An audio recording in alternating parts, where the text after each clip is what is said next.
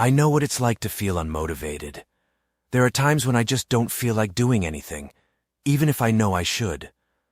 But I've also learned that there are a few things I can do to get myself motivated and get things done.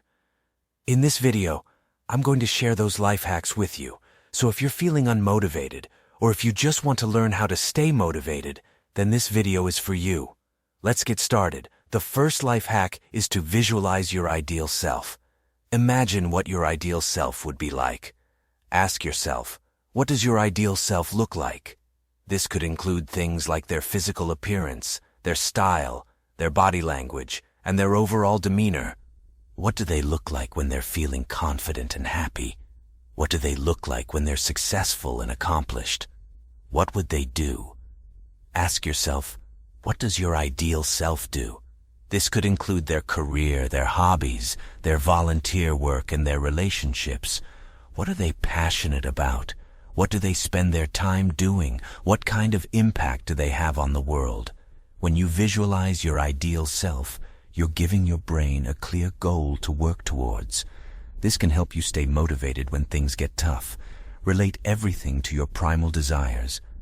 What are your primal desires? Are you driven by a desire for success, love, family, or something else? When you relate everything you do to your primal desires, you're giving yourself a powerful reason to keep going. This is because your primal desires are hardwired into your brain, and they're incredibly motivating. Ask yourself the 3 magic questions. The 3 magic questions are: Number 1, what's the worst that could happen? This question can be a powerful motivator when you're feeling hesitant or afraid to take action. When you ask yourself this question, you're forcing yourself to think about the worst-case scenario. This can help you realize that the worst-case scenario isn't always as bad as you think it is. For example, let's say you're thinking about starting your own business. You're excited about the opportunity, but you're also afraid of failing. You might ask yourself, what's the worst that could happen if I fail? The worst-case scenario might be that you lose some money. You have to go back to your old job, and you're embarrassed for a while. But even if this happens, it's not the end of the world. You can always start over, and you'll have learned a lot from the experience. Asking yourself, what's the worst that could happen, can help you put things into perspective and realize that the risk is worth taking. It can also help you overcome your fear of failure and take action towards your goals.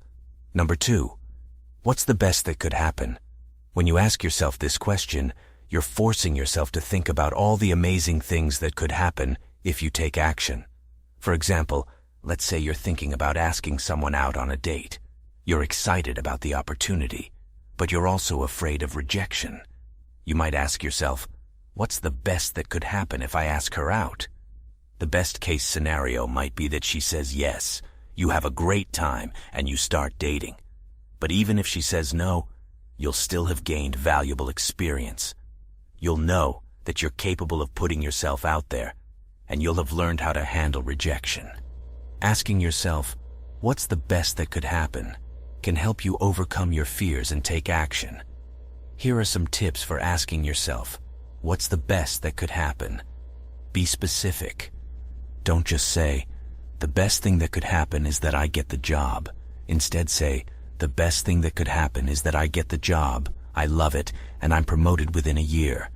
Be realistic. Don't exaggerate the best-case scenario. If you're not sure what the best-case scenario is, try to brainstorm with a friend or mentor. Be positive. Focus on the amazing things that could happen if you take action. Don't dwell on the negative possibilities. Number 3, what's the most likely outcome? This question is a powerful tool for staying grounded and realistic. When you ask yourself this question, you're forcing yourself to think about the most likely outcome of your actions. This can help you avoid setting yourself up for disappointment, and it can also help you make better decisions.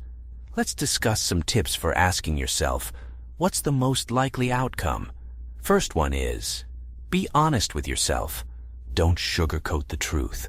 If you think the most likely outcome is that you'll fail, then say that. Second one is, be realistic. Don't exaggerate the odds of failure. If you think there's a 50/50th chance of success, then say that. Third one is, Be positive. Even if the most likely outcome is failure, focus on the positive possibilities. You'll still learn and grow from the experience. Asking yourself these questions can help you put things into perspective and stay motivated.